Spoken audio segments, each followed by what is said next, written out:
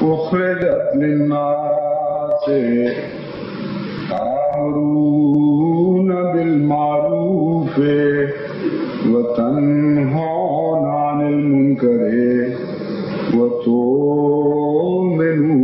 بالله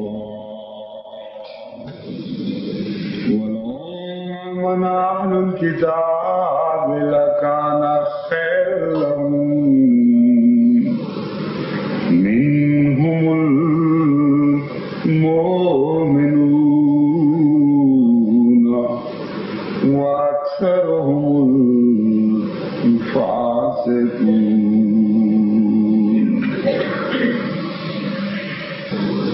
قرآن کریم کی جن دو آیات کی میں نے ابھی تلاوت کی ہے، ان میں امر بالمعروف اور نہی عن المنکر کی تعلیم دی گئی ہے،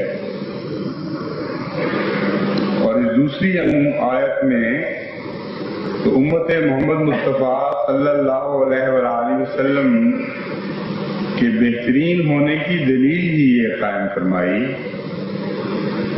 کہ اخرجت للناس ہے، وہ لوگوں کی بھلائی کے لیے، ان کی بہتری کے لیے، ان کی خدمت کے لیے قائم کی گئی ہے، اور اس خدمت کی بہترین مثال یہ بیان فرمائی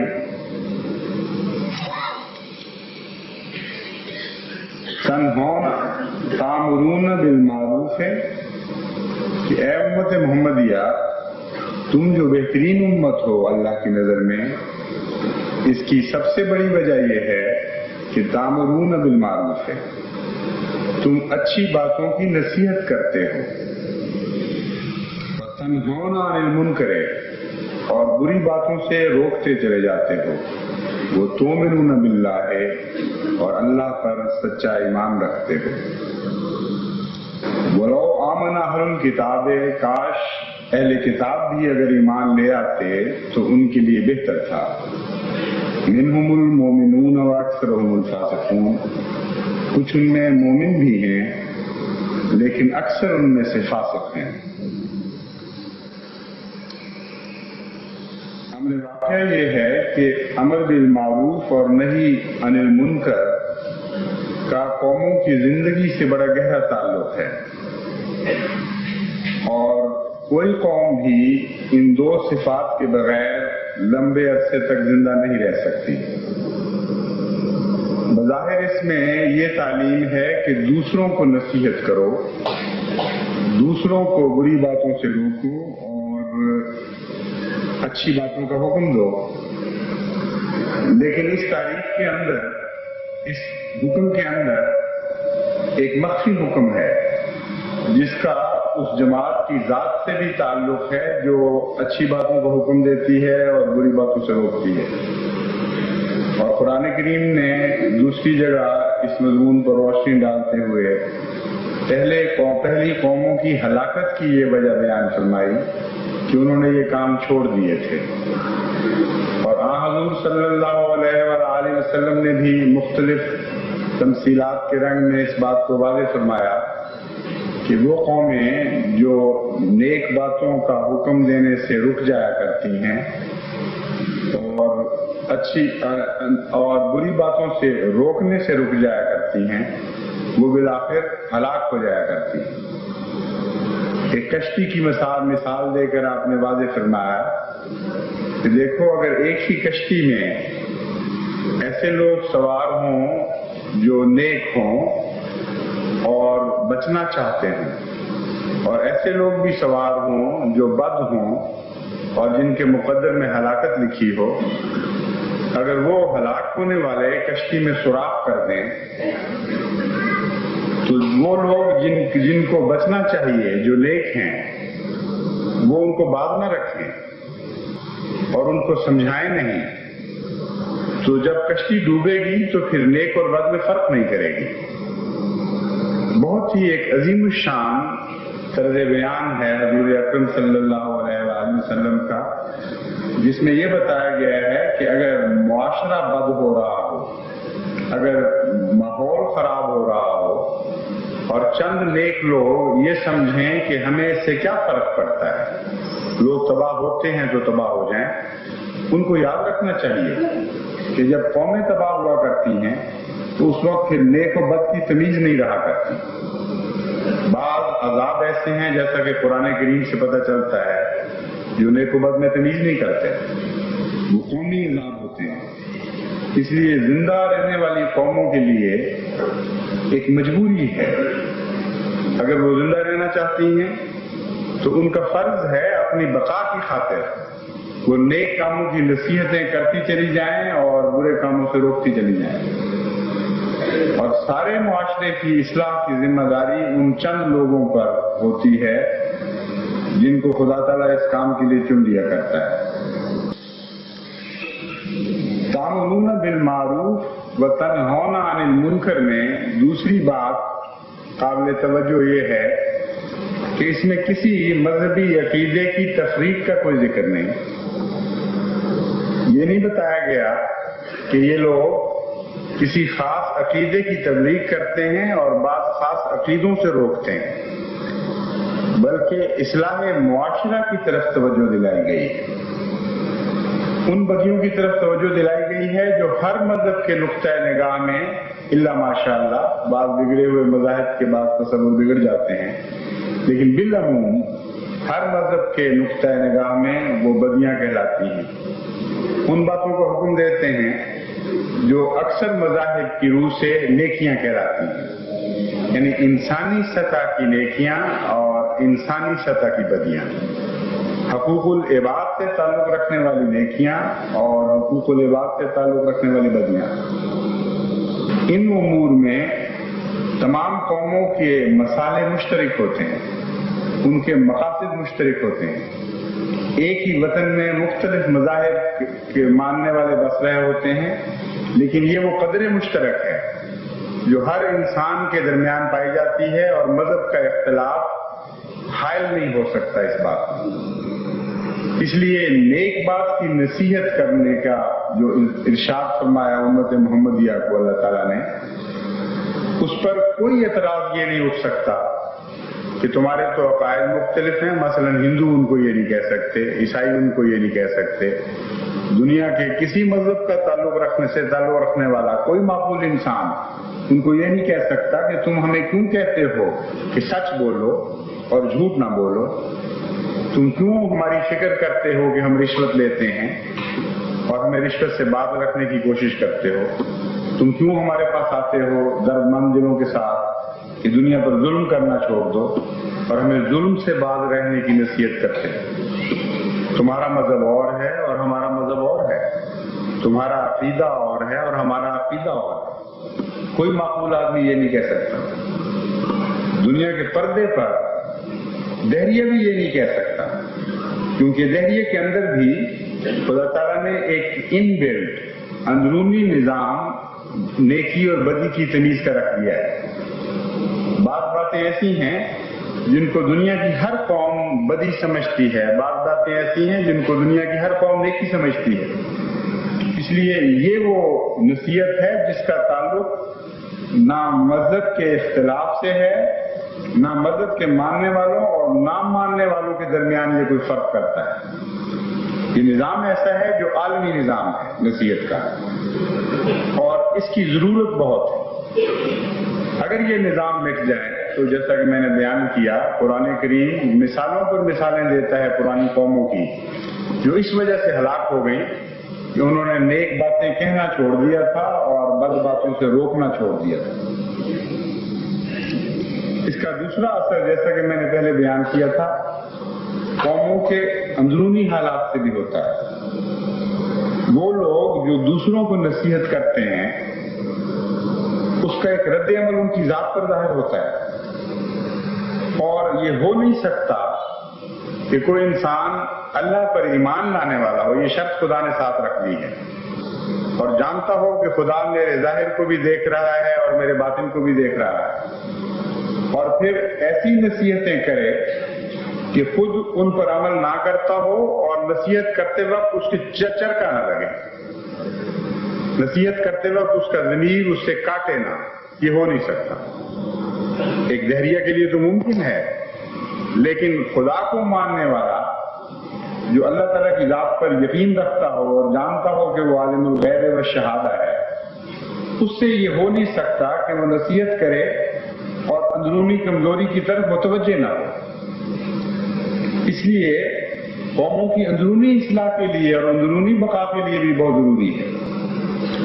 وہ لوگ جو نصیحتوں سے رک جایا کرتے ہیں، ان کے رکنے میں بھی بسا اوقات یہ وجہ شامل ہوتی ہے کہ وہ بدیاں کرنا چاہتے ہیں، بعض معاشرتی برائیوں میں مبتلا ہونا چاہتے ہیں، اور جانتے ہیں کہ اگر ہم نے روکا لوگوں کو تو اچانک ہم ان کے سامنے آ جائیں گے اور پھر ان برائیوں میں خود ملوث نہیں ہو سکیں گے۔ بیرونی ملکوں میں میں نے مشاہدہ کیا کہ بعض احمدی اس لیے نظام جماعت سے الگ ہو کر خاموش ہوئے کہ وہ بعض بدیاں کرنی چاہتے تھے، اور اس لیے وہ غیروں کو نصیحت نہیں کرتے تھے کہ جانتے تھے کہ ہمارے اندر یہ کمزوریاں ہیں، بلکہ بالارادہ کرنا چاہتے ہیں۔ تو چونکہ بدی کے آخری مقام پر نہیں تھے، پہلا قدم اٹھ رہا تھا، اس لیے منافقت کرنے کی ان میں ضرورت نہیں تھی۔ اس میں ایک نیکی بھی شامل تھی، یہ قدم اٹھانا چاہتے تھے لیکن بیک وقت اپنے نفس کے چرکوں سے بچنا چاہتے تھے، اس لیے انہوں نے یہ طریق اختیار کیا کہ خاموش ہو گئے۔ اور بہت سی جگہ آپ یہ مشاہدہ کریں گے کہ ایسا واقعہ ہوتا چلا جا رہا ہے ہماری سوسائٹی میں، اور جو نیک نصیحت کرتا ہے اگر اس کے اندر کمزوریاں ہیں بھی تو رفتہ رفتہ دور ہونے لگتی ہیں، کیونکہ نیک نصیحت کے نتیجے میں ایک اندرونی نظام، دل کی طرف سے حملوں کا نظام شروع ہو جاتا ہے۔ اور امر واقعہ یہ ہے کہ بیرونی نصیحت سے بہت زیادہ یہ اندرونی نصیحت کا نظام کارگر ہوا کرتا ہے، اور یہ جدوجہد ضمیر کو زندہ رکھتی ہے۔ جن قوموں کا ضمیر نہ مرے ان کے متعلق زندگی کی ضمانت دی جا سکتی ہے، جن کا ضمیر مر جائے ان کے لیے زندگی کی کوئی ضمانت نہیں۔ تو نصیحت کا نظام باوجود اس کے کہ کمزوریاں ہوں، یہ زندگی کی ضمانت ہے، اور منافقت کو دور کرنے کے لیے ایک عظیم الشان نظام ہے۔ لیکن بعض لوگ یہ خیال کرتے ہیں کہ ہم چونکہ کمزور ہیں، ہم بدیوں میں ملوث ہیں، اس لیے ہمیں نصیحت نہیں کرنی چاہیے۔ اور بہت سے لوگوں کو یہ دیکھا گیا ہے بعض بیعت کرنے میں اس لیے کتراتے ہیں، وہ کہتے ہیں ہمیں سمجھ تو آ گئی ہے لیکن ہم بڑے کمزور ہیں، اور اپنی کمزوریوں پر نگاہ کر کے اس عہد بیعت کو نبھا نہیں سکتے، اور ہمارا ضمیر ہمیں شرمندہ کرے گا۔ اور بعض لوگ تبلیغ سے اس لیے باز رہتے ہیں کہ ہمارے اندر اپنی کمزوریاں ہیں، ہم کس منہ سے دوسروں کو بلائیں۔ چنانچہ حضرت مرزا سلطان احمد صاحب رضی اللہ تعالیٰ عنہ نے حضرت مسیح موعود علیہ السلام کے وصال کے بہت بعد بیعت کی، جبکہ زندگی میں ایمان لے آئے تھے، اور اپنے بیٹے مرزا عزیز احمد صاحب کو آپ نے خود نصیحت کی کہ بیعت کر لو، اور ایمان لانے کے باوجود بیعت نہیں کرتے تھے۔ جب پوچھا گیا، بعض دوستوں نے پوچھا تو انہوں نے کہا میں جانتا ہوں میرا باپ سچا ہے، میں تو اس گھر کا پلا ہوا ہوں، لیکن میرے اندر کمزوریاں ہیں، اور میرا نفس مجھے شرمندہ کرتا ہے کہ تم اس قابل نہیں کہ اس عظیم باپ کی بیعت کر سکو۔ تو یہ بھی ایک خیال پیدا ہو جاتا ہے۔ لیکن امر واقعہ یہ ہے کہ یہ منافقت نہیں ہے، منافقت ایک اور چیز کا نام ہے، میں اس کی وضاحت ابھی کروں گا۔ ہر انسان کچھ کمزوریاں اپنے اندر رکھتا ہے، اور کوئی انسان بھی کامل نہیں سوائے انبیاء علیہ السلام کے، جن کو معصومیت اللہ تعالیٰ کی طرف سے عطا ہوتی ہے، کیونکہ خدا تعالیٰ نے ان کو نمونہ بنانا ہوتا ہے۔ اور ان معصوم انبیاء میں سے سب سے زیادہ معصوم حضرت اقدس محمد مصطفیٰ صلی اللہ علیہ وسلم تھے، کیونکہ وہ جملہ نبیوں کے لیے بھی ایک ماڈل تھے۔ یہ تو ایک خاص خدا کے مقدس اور برگزیدہ طبقے کا حال ہے کہ وہ معصوم ہیں، لیکن خدا کے خاص فضل کے نتیجے میں، اپنی طاقت کی بنا پر نہیں۔ باقی انسان کسی بھی مقام پر کھڑا ہو، وہ معصوم عن الخطا کا نام نہیں دیا جا سکتا۔ بس اگر اسے منافقت سمجھا جائے کہ ایک انسان کمزور ہو، کچھ کمزوریاں اپنے اندر رکھتا ہو اور اس کے باوجود لوگوں کو نصیحت کرے، تو پھر تو یہ آیت کریمہ سوائے انبیاء کے کسی کے اوپر بھی صادق نہیں آئے گی۔ صرف نبی ہی ہیں جو جرأت کے ساتھ یہ کہہ سکتے ہیں کہ ہم منافق نہیں ہیں، ہمارا ظاہر و باطن 100% ایک ہے، اور ہمیں خدا نے معمور فرمایا ہے، اس لیے ہم لوگوں کو نصیحت کرتے ہیں۔ اور اکیلا نبی اگر یہ کام شروع کرے تو دنیا کی کیا پلٹ ہی نہیں سکتی۔ بڑی بڑی قوموں کو اس نے مخاطب کرنا ہوتا ہے، بڑے بڑے معاند لوگوں کو اس نے مخاطب کرنا ہوتا ہے، جو نصیحت کے بدلے میں نہایت سنگین سزائیں تجویز کر رہے ہوتے ہیں۔ کیسے ممکن ہے کہ اللہ تعالیٰ انہیں اکیلا میدان میں چھوڑ دے اور ان کے ساتھیوں پر یہ فریضہ عائد نہ کرے؟ اس لیے تاریخ انبیاء بتاتی ہے کہ ایمان لانے والے تمام جان اور تمام طاقت کے ساتھ، تمام خلوص کے ساتھ انبیاء کی مدد کے لیے حاضر ہو جایا کرتے ہیں، سب کچھ پیش کر دیتے ہیں۔ من انصاری اللہ کی آواز اٹھتی ہے اور مقابل پر آواز اٹھتی ہے نحن انصار اللہ۔ تو پھر نصیحت کے ساتھ کیا منافقت کا بھی تعلق ہے، یہ سوال اٹھتا ہے۔ تو حضرت صلی اللہ علیہ وسلم جو دراصل حقیقی عارف باللہ تھے اور تمام عرفان کا چشمہ آپ سے پھوٹتا تھا، آپ نے منافق کی جو تعریف فرمائی اس میں اس فرق کو ظاہر فرما دیا۔ منافق وہ نہیں ہے جس کے اندر کمزوریاں ہیں، ان کمزوریوں پر شرمندہ ہے، خدا کے حضور گریہ عذاری کرتا ہے، اس سے معافیاں مانگتا ہے، کوشش کرتا ہے کہ یہ کمزوریاں دور ہو جائیں، اور اتنے سچے دل سے ان کو کمزوریاں سمجھتا ہے کہ غیروں میں بھی ان کمزوریوں کو دور کرنے کی کوشش کرتا ہے۔ وہ منافق نہیں ہے۔ منافق وہ ہے جس کے اندر دل ارادہ دھوکہ پایا جائے، اور منافقت اور ارادے کا ایک ایسا ساتھ ہے کہ حضور صلی اللہ علیہ وسلم نے اس حقیقت کو خوب کھول کر واضح فرما دیا۔ آپ نے 4 علامتیں منافقت کی بیان فرمائیں، اور ان چاروں میں ارادہ پایا جاتا ہے۔ فرماتے ہیں اربع من کن فیہ کان منافقا خالصا ومن فیہ خصلۃ منہن کانت فیہ خصلۃ من النفاق حتی یدعها اذا اؤتمن خان واذا حدث کذب واذا عاہد غدر واذا خاصم فجر۔ کہ 4 صفات ایسی ہیں کہ اگر وہ کسی شخص میں پائی جائیں تو وہ یعنی چاروں بیک وقت پائی جائیں تو وہ خالص منافق ہے۔ اس کے اندر نفاق ہی نفاق ہے، یعنی نفاق میں اخلاص رکھتا ہے اور ایمان کا کچھ بھی اس میں باقی نہیں رہتا۔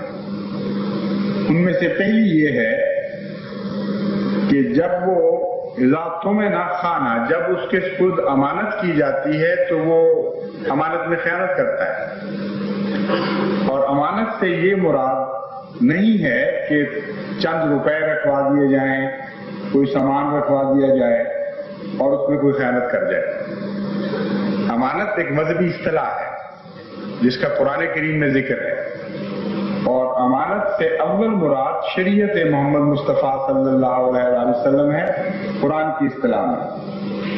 چنانچہ قرآن کریم فرماتا ہے وَإِذَا عَرَضْنَا الْأَمَانَةَ عَلَى السَّمَاوَاتِ وَالْأَرْضِ وَالْجِبَالِ فَأَبَيْنَ أَن يَحْمِلْنَهَا وَأَشْفَقْنَ مِنْهَا فَحَمَلَهَا الْإِنسَانُ۔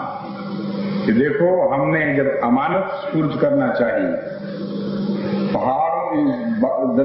آسمانوں نے بھی انکار کیا اور پہاڑوں نے بھی اور زمین نے بھی انکار کر دیا اور خوف زدہ ہو گئے یہ سارے، تب وہ انسان کامل سامنے آیا جس کا نام محمد مصطفیٰ صلی اللہ علیہ وسلم. تو امانت تو ایک بہت وسیع مضمون ہے، اور پہلی منافقت کی نشانی یہ ہے کہ قومی امانتیں جب سپرد ہوں ان میں کوئی خیانت کرے.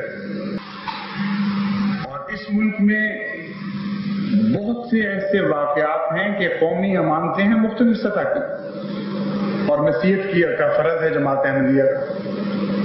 اگر وہ ایمان لانے والوں میں شامل ہے تو ان کا فرض ہے کہ وہ نصیحت کریں اور خود قومی امانت میں کبھی خیانت نہ کریں.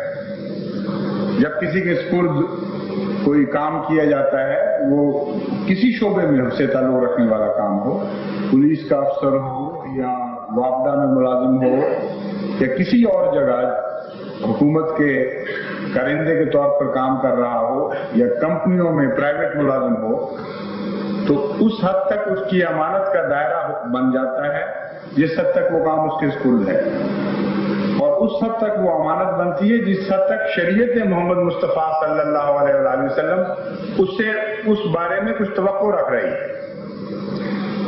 ہر دائرے کی توقعات الگ الگ ہوں گی، لیکن کوئی بھی دائرہ ایسا نہیں ہوگا جہاں حضرت صلی اللہ علیہ وآلہ وسلم کی وسیع امانت کچھ نہ کچھ دخل نہ رکھتی. بعض معاملات میں وہ امانت آپ سے تقاضا کرے گی کہ اگر تم محمد مصطفیٰ صلی اللہ علیہ وآلہ وسلم کے امین ہو جو خدا کے امین تھے، اور تم اس واسطے سے خدا کے امین بن جاتے، تو ان دائروں میں اپنی امانتوں کی حفاظت کرو. شریعت جو تم سے تقاضے کرتی ہے ان کو پورا کرو.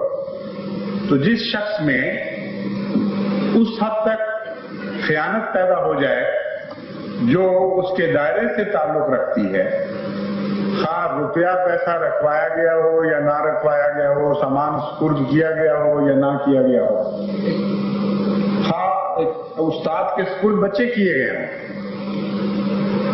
وہ بھی پوچھا جائے گا خدا کے حضور کہ تم نے اس امانت کا حق کیوں ادا نہیں کیا. اور اگر وہ نہیں کرے گا تو حضور صلی اللہ علیہ وسلم فرماتے ہیں کہ اس حد تک وہ منافق بن جائے گا. منافقت کا ایک داغ اس کے دل پر لگ جائے گا اور دل کا چوتھا حصہ اس کا غائب ہو گیا، اس بد سائے کے نیچے آ گیا. اس ملک میں تو بدقسمتی سے ایسے بہت واقعات ہیں، اور بکثرت جماعت کو نصیحت کرنی چاہیے، اور اس نصیحت کے نتیجے میں جماعت کے اپنے اخلاق کی حفاظت ہوگی. کیونکہ جب وہ نصیحت کریں گے تو اپنے دل پر غور کریں گے اور شرمندہ ہوں گے اگر ان کے اندر کمزوریاں پائی جاتی ہیں، ان کو دور کرنے کی کوشش کریں گے. اور اگر وہ نہ کریں گے تو نصیحت کرنے والے کو دوسرے کے تانے مجبور کر دیا کرتے ہیں ٹھیک ہونے پر. کیونکہ ایک اور فائدہ اس کو یہ ہے، اندرونی نظام بھی اٹھ کھڑا ہوا ہے اور بیدار ہو گیا ہے، اور جن کو نصیحت کی جاتی ہے وہ ادنا سا بھی داغ دیکھیں تو مقابل پر تانا دیتے ہیں. اور وہ چرکا بعض دفعہ ایسا کام کر جاتا ہے کہ ضمیر کا چرکا جہاں ناکام ہو گیا وہاں مخالف کا چرکا کام کر دیتا ہے. تو کتنا عظیم الشان حفاظت کا نظام ہے جو قرآن اور حضرت محمد مصطفیٰ صلی اللہ علیہ وآلہ وسلم نے پیش کیا ہے، جس سے قومی کردار کی حفاظت ہوتی ہے. یہاں تو یہ حال ہے کہ بعض جگہ میں ایک دورے پہ گیا تھا تو وہاں پتہ لگا کہ ایسے اسکول ہیں جہاں استاد سارا مہینہ آتا ہی نہیں، اور مہینے کے آخر پر تنخواہ لینے کے لیے رجسٹر پر دستخط کرنے کے لیے آتا ہے، اور مانیٹر بنائے ہوئے ہیں بعض جو آگے بچوں کو پڑھاتے ہیں یا نہیں پڑھاتے اللہ بہتر جانتا ہے. اور اس کثرت سے یہ واقعات ہو رہے ہیں کہ سارا معاشرہ دکھا ہوا ہے اس سے. وہ بچے قوم کے کتنی عظیم شان امانت ہیں ان اساتذہ کے پاس جنہوں نے مستقبل بنانا ہے قوم. تو بظاہر ایک چھوٹا سا اسکول ماسٹر ہے جو بعض لوگوں کی نظر میں کوئی حقیقت نہیں رکھتا، لیکن امر واقعہ یہ ہے کہ جب اس کے اسکول قوم کے بچے ہو گئے تو اسی نسبت سے اس استاد کو عظمت نصیب ہوتی ہے. اگر وہ امانت کا حق ادا کرے تو اسی نسبت سے خدا کی نظر میں وہ عظمت پاتا ہے، اور اگر امانت کا حق ادا نہ کرے تو خدا کی نظروں میں بھی ذلیل ہوگا اور قوم کی نظر میں بھی مجرم ہوگا. اور ایک قومی خودکشی کے مترادف ہوگی یہ بات کہ ایسے لوگوں کو سمجھایا نہ جائے اور روکا نہ جائے نیک نصیحت کے ذریعے. بس جماعت احمدیہ میں منافقت کی کوئی بھی خصلت نہیں ہونی چاہیے. بہت بڑا کام ہے، ساری دنیا کی اصلاح کرنا کوئی معمولی کام تو نہیں. اگر ہم منافقت کا شکار ہو جائیں گے تو پھر باقی کیا رہے گا؟ یہ تو ویسی بات ہوگی جیسے ایک دفعہ حضرت امام ابو حنیفہ رحمۃ اللہ علیہ جا رہے تھے، بارش ہو رہی تھی، کیچڑ تھا، تو آپ نے دیکھا کہ ایک بچہ بڑی تیزی سے دوڑ رہا ہے. تو حضرت امام ابو حنیفہ نے اس کو کہا کہ بیٹے ذرا آہستہ، پھسل نہ جانا. وہ بڑا ذہین بچہ تھا، فوراً مڑا اور اس نے کہا امام صاحب میں پھسلوں گا تو ایک بچہ پھسلے گا، آپ نہ پھسل جانا، کیونکہ آپ پھسلیں گے تو قوم پھسل جائے گی. کتنا عظیم الشان جواب دیا اس نے. بس وہ جماعت جو امین مقرر ہو گئی ہو ساری دنیا کی، اس کو اپنی امانتوں کی حفاظت کا خیال نہ رہے تو وہ کیا رہے گی باقی؟ کس طرح دنیا کی اصلاح کر سکے گی؟ اس لیے ان امانتوں کی حفاظت سب سے زیادہ اہم اور اول فرض جماعت احمدیہ کا ہے. کوئی ایک بھی علامت منافق کی آپ کے اندر موجود نہیں رہنی چاہیے. اگر خدا نہ خواستہ ہے تو اس کو دور کریں، اور جب آپ نصیحت شروع کر دیں گے تو کمزوریاں دور ہونی شروع ہو جائیں گی. اور بالارادہ منافقت کا تو میں تو خیال بھی نہیں کر سکتا کہ کوئی احمدی اس کا مرتکب ہو سکے. منافقت کی جیسا کہ میں نے کہا تھا دو قسمیں نظر آتی ہیں. ایک ہے مجبوری کی کمزوریاں جن سے انسان شرمندہ ہو اور نفس اس کو ذلیل کرتا رہے، یا خدا کے حضور روئے گریہ ازاری کرے، دور کرنے کی کوشش کرے اور مجبور سمجھے اپنے آپ کو کہ میں نے دنیا کو نصیحت کرنی ہی کرنی ہے. ایسے شخص کو اسلامی اصطلاح میں منافق نہیں کہا جاتا، لیکن جب بالارادہ کام کرتا ہے اور امانت میں خیانت کرتا ہے تو پھر وہ لازماً منافق بن جاتا ہے. دوسری علامت حضور صلی اللہ علیہ وآلہ وسلم نے یہ بیان فرمائی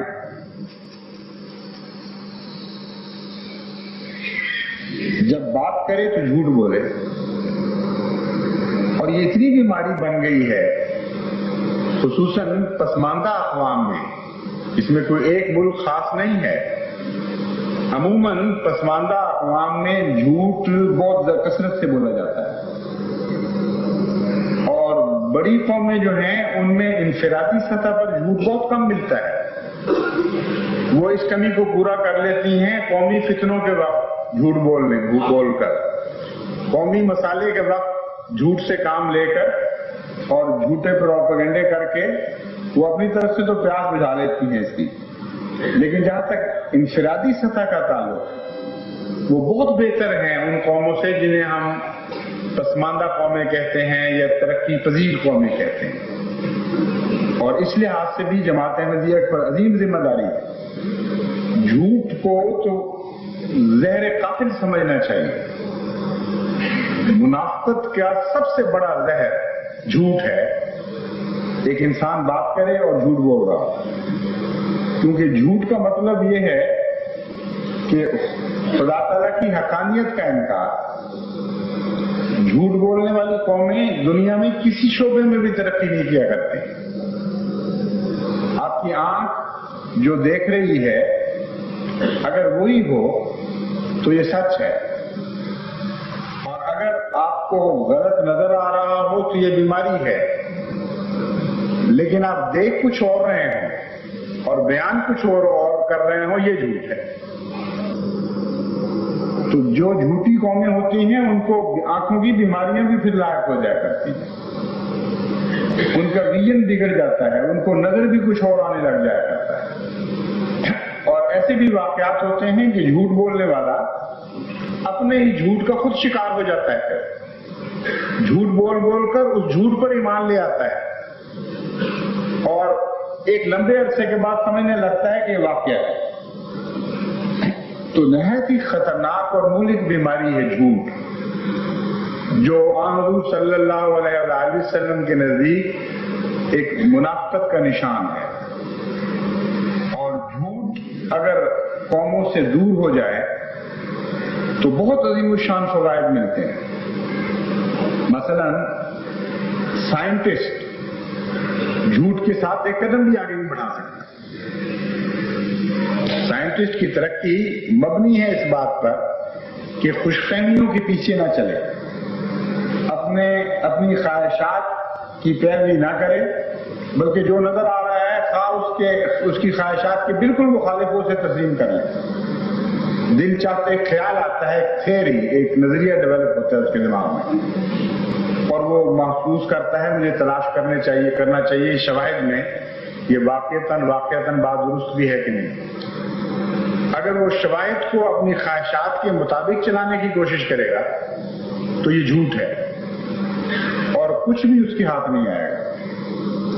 اگر واقعات جدھر اس کو لے جا رہے ہیں ان کے پیچھے چلنے لگے تو یہ سچ ہے، اور تمام سائنسی ترقی کی بنیاد سچائی پر ہے۔ جہاں جھوٹ داخل ہو وہاں توہمات اور جادوگری اور فتنے اور احمقانہ باتیں داخل ہو جاتی ہیں، اور سائنس کی دنیا سے انسان الگ ہو جاتا ہے۔ تو سائنس کی دنیا سچائی کی دنیا ہے، اور سائنس کہتے ہیں خدا تعالیٰ کی فعلی شہادت جو نظام کائنات کی صورت میں ہمیں ملتی ہے اس کا مطالعہ ہے، اور روحانیت اور مذہب کہتے ہیں خدا تعالیٰ کی قولی شہادت اور نظریات کا نظام اور اخلاقیات کا نظام جو ہمیں اس کی کتابوں میں ملتا ہے۔ تو جو لوگ خدا تعالیٰ کی فعلی شہادت کو جھٹلانے والے نہیں بنتے ان کو زیادہ توفیق مل سکتی ہے کہ وہ اس کی قولی شہادت کو بھی نہ جھٹلائیں، اور جو لوگ عادی ہو جائیں جھوٹ کے عام دنیا کی باتوں میں ان کے اوپر خدا تعالیٰ کی کتاب کا رنگ چڑھ ہی نہیں سکتا۔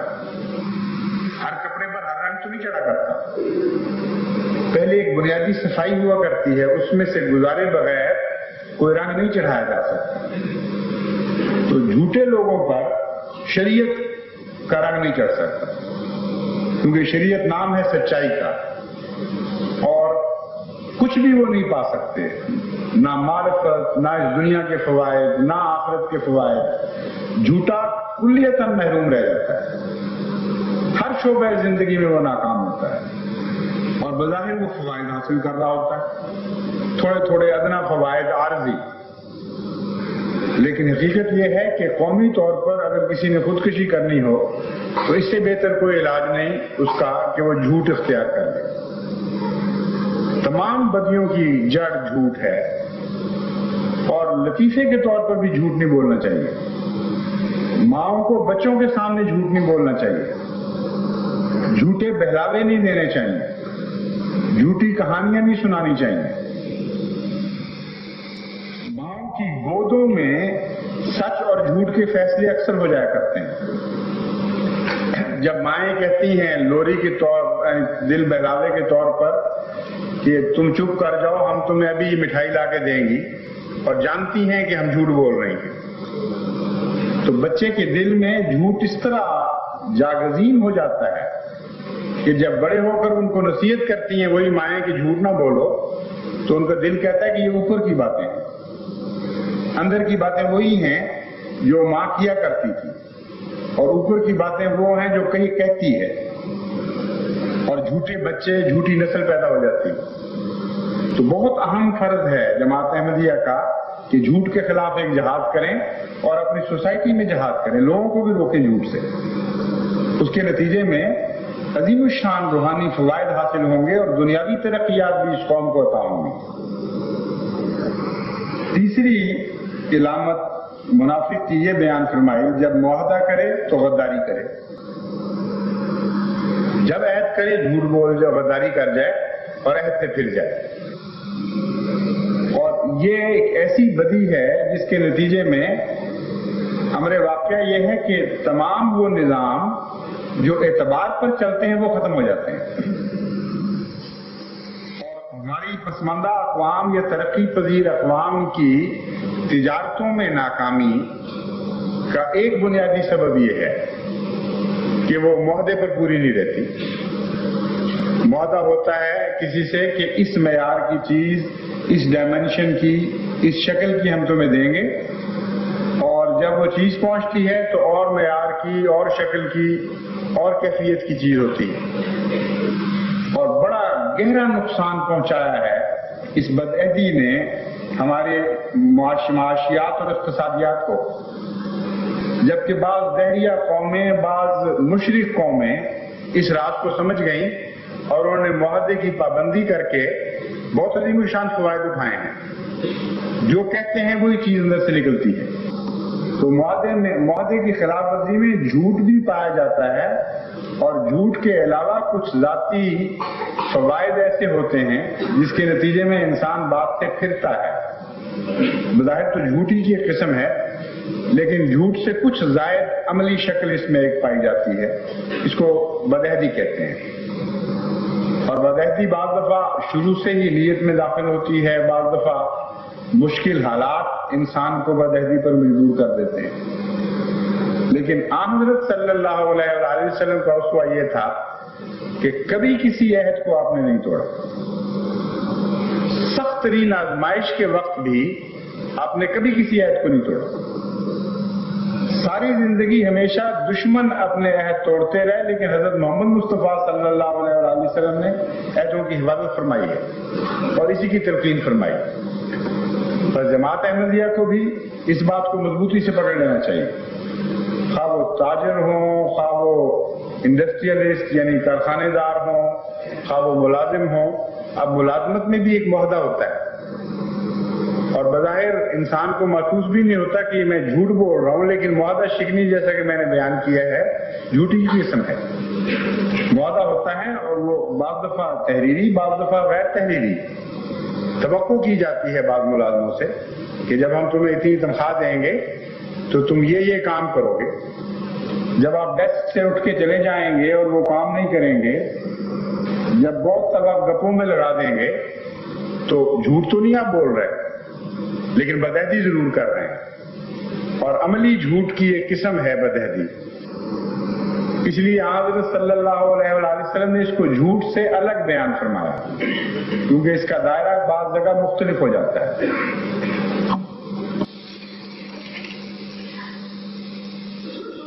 پھر ایک اور حضور صلی اللہ علیہ وآلہ وسلم نے وضاحت فرمائی منافق کی کہ جب مباحثہ کرے، جب اختلافی امور پہ گفتگو کرے تو گالیاں اور فحش کلامی شروع کر دے. فرمایا مومن کی شان کے یہ خلاف ہے. اور اب دیکھیں کہ نصیحت کرنے والوں کے لیے کتنا ضروری ہے یہ. ایک ایسی جماعت جو نصیحت پر معمور ہو، اگر کوئی اس کو آگے سے اس سے بدسلوکی سے پیش آئے، اس کی بات نہ مانے یا سختی کرے، اور ایسی جماعت جو نکلی ہے دنیا کو نصیحت کرنے کے لیے اور ان کی اصلاح کے لیے، وہ مقابل پر فحش کلامی شروع کر دے تو اس کا تو سارا اثر باطل ہو جائے گا. اس لیے جماعت احمدیہ میں خواہ کتنی ہی بد کلامی ان کے مخالف کی جائے، جواب میں بد کلامی نہیں ہونی چاہیے. اگرچہ بعض مواقع پر قرآن کریم اجازت دیتا ہے اس کی، اور اصلاح کے خاطر اور بعض حقائق کو دلوں میں اتارنے کے لیے، لیکن اس کے لیے اللہ تعالیٰ کے وہ بندے جو مامور ہوں وہ خاص مسالے کے پیش نظر سختی کرتے ہیں. جیسا کہ ایک مجلس میں سوال کیا گیا تھا کہ قرآن کریم میں جو آتا ہے اتل بعد ذالک زنیم، کہ وہ جھوٹا بدکردار بلکہ حرام زادہ ہے جو مخالف ہے. اتنے شدید، اتنے سخت الفاظ قرآن کریم میں، اور دوسری طرف قرآن کریم فرماتا ہے کہ گالی نہ دو. تو یہ مراد ہرگز نہیں کہ مسلمانوں کو قرآن کریم اجازت دے رہا ہے کہ تم اس قسم کے سخت لفظ لوگوں کے لیے استعمال کیا کرو. مامور من اللہ کو اللہ کہہ رہا ہے کہ تیرے مخالفوں کی یہ حالت ہے، اور بعض دفعہ بیماری کی طرف متوجہ کرنے کے لیے بتانا پڑتا ہے، لیکن وہ جس کا کام ہے، جس کو مامور کیا گیا ہے، وہ بیماریوں کی حالت کھول کر بیان کرتا ہے. اور اس کے اپنے اسوے پر اس کا کوئی بھی اثر نہیں پڑتا. روزمرہ کی زندگی میں وہ اسی طرح حوصلے والا برداشت والا ہوتا ہے. لوگ اس کو گالیاں دے جاتے ہیں اور وہ حوصلے سے برداشت کرتا ہے اور لوگوں کو بھی اس کے مقابل پر سختی نہیں کرنے دیتا. حضرت مسیح موعود علیہ السلام کے متعلق آتا ہے، ایک مجلس میں آپ تشریف فرما تھے، غالباً یو پی سے ایک آدمی آیا اور اس نے نہایت بد کلامی کی، اور حضرت مسیح موعود علیہ السلام نے جب جواب دیا تو اس نے کہا میں جانتا ہوں ایسے دھوکے باز دجالوں کو، مجھ سے تم کیا بات کرتے ہو. صحابہ کو طیش آیا مگر حضور اکرم صلی اللہ علیہ وآلہ وسلم نے روک دیا. فرمایا حضرت مسیح موعود علیہ السلام نے روک دیا، بالکل کچھ نہیں کہنا. جب وہ بات ختم کر دیتا تھا تو حضور اس کا جواب دینا شروع کر دیتے تھے، یہاں تک کہ آخر پر اس نے کہا کہ میں نے ساری زندگی میں ایسا حوصلے والا انسان کبھی نہیں دیکھا. تو یہ خدا تعالیٰ کے ماموروں کو جب اللہ تعالیٰ ایک دوا کے طور پر، ایک بیماری کے تجزیے کے طور پر بعض حقائق بتاتا ہے تو اسے گالی نہیں کہا جاتا، لیکن ان باتوں کو پکڑ کر آگے لوگوں میں اس طرح کہنا یہ منع ہے، اور اس کی قرآن کریم اجازت نہیں دیتا. چنانچہ قرآن کریم میں ان آیات کے باوجود ہرگز ثابت نہیں کہ حضرت اقدس محمد مصطفیٰ صلی اللہ علیہ وآلہ وسلم نے یا آپ کے صحابہ نے گلیوں میں لوگوں کو یہ کہنا شروع کر دیا اُتُلٌ بَعْدَ ذَلِكَ زَنِيمٌ. نہایت نرمی اور محبت اور پیار سے گفتگو فرماتے تھے، اور یہ چیز اور مقصد کی خاطر ہے اور خدا تعالیٰ کے خاص ایما پر بیان کی گئی. تو جماعت احمدیہ کو ہرگز گالی نہیں دینی. جتنا مرضی دشمن آپ کو گالیاں دے، جتنی مرضی فحشا کلامی سے کام لے، آپ نے صبر اور حوصلے سے کام لینا ہے. اگر نہیں لیں گے تو حضرت صلی اللہ علیہ وسلم فرماتے ہیں کہ منافق ہو جاؤ. عجیب علامت منافق کی بتائی ہے جس کا عام دنیا کی عقل سے تعلق نہیں ہے. ایک غیر معمولی عارف باللہ یہ سوچ سکتا ہے کہ یہ منافقت ہے. اب غور کریں کہ منافقت کیوں ہے. منافقت اس لیے ہے کہ مومن کی فطرت ایسی ہے جو ہر ایک سے پیار کرتی ہے اور محبت کرتی ہے، اور خدا تعالیٰ یہ چاہتا ہے کہ تم بنی نوع انسان کے لیے رحمت ہو جاؤ، اور جو شخص رحمت ہو جاتا ہے اس کی زبان اس کو چرکے لگائے اور دکھ دے یہ ہو نہیں سکتا. اس لیے وہ اپنی ذات کا منافق ہے، اپنے اندرونے کا منافق ہے. جب وہ زخم لگاتا ہے غیر کو تو اپنی اس فطرت پر زخم لگا رہا ہوتا ہے جو خدا تعالیٰ نے اس کو عطا فرمائی ہے اور جس کی اس سے توقع رکھتا ہے. تو اس لیے دنیا میں کوئی بھی منافق ہو ہمیں وہ بھی پسند نہیں، لیکن جماعت احمدیہ بہرحال منافق نہیں ہونی چاہیے. اور جہاں منافقت کی یہ 4 صفات آپ دیکھیں وہیں نصیحت اور محبت اور پیار کے ساتھ ان کو دور کرنا شروع کرنا. کیونکہ جس حد تک منافقت دور ہوتی ہے معاشرے سے اس حد تک وہ حق کو قبول کرنے کے قریب آتا چلا جاتا ہے. جس حد تک منافقت بڑھتی چلی جاتی ہے اس وقت تک وہ حق کو قبول کرنے سے دور ہٹتا چلا جاتا ہے. اس لیے یہ ابتدائی 4 قدم ہیں قوم کی آخری اصلاح کے لیے. اگر یہ قدم آپ نہیں اٹھائیں گے تو آخری اصلاح ممکن ہی نہیں ہے. اور میرا مخاطب ایک احمدی پاکستان کا احمدی نہیں ہے، میرا مخاطب تمام دنیا کا احمدی ہے. امریکہ کا بھی، افریقہ کا بھی، انگلستان کا بھی، اسپین کا بھی، چین کا بھی، جاپان کا بھی، کیونکہ ہر ملک میں یہ 4 بیماریاں مختلف سطح پر پائی جاتی ہیں. بعض جگہ پالش کی گئی ہے، جس طرح کڑوی پل یعنی کڑوی گولی کے لیے اوپر پالش کر دی جاتی ہے میٹھے کی تاکہ پتہ نہ لگے. تو بعض قومیں نہایت بیہودہ کلامی کرتی ہیں ایک دوسرے سے، لیکن نہایت مرصع زبان میں، بڑی سجی ہوئی زبان میں. جیسے یو پی میں جب تہذیب نے ترقی کی تھی تو بڑی تہذیب کے ساتھ گالیاں دیتے تھے ایک دوسرے کو، بڑے ادب کے ساتھ کہ جناب والا آپ کی شان میں گستاخی نہ ہو تو میں عرض کروں گا کہ آپ بڑے خبیث فطرت انسان ہیں. تو چاہے آپ لپیٹ لیں گالی کو، مرصع کر لیں، پالش کر لیں، میٹھا بنا لیں، گالی تو گالی رہے گی۔ اس لیے جماعت احمدیہ کو منافقت کی ہر قسم کے خلاف نصیحت کا جہاد کرنا چاہیے۔ اگر آپ یہ کریں گے تو قرآن کریم آپ کو خوشخبری دیتا ہے کہ کنتم خیر امت اخرجت للناس، تم ہی وہ بہترین امت ہو جس کو میں نے زمانے کی اصلاح کے لیے اور اس کے فوائد کی خاطر پیدا کیا۔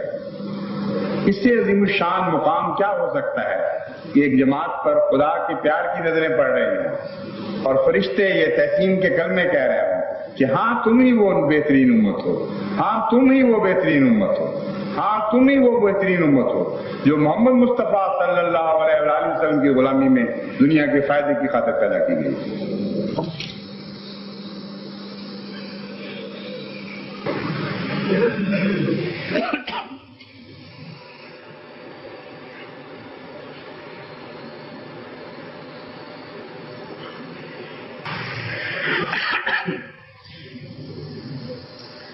الحمدللہ نحمده ونستعینه ونستغفره ونؤمن به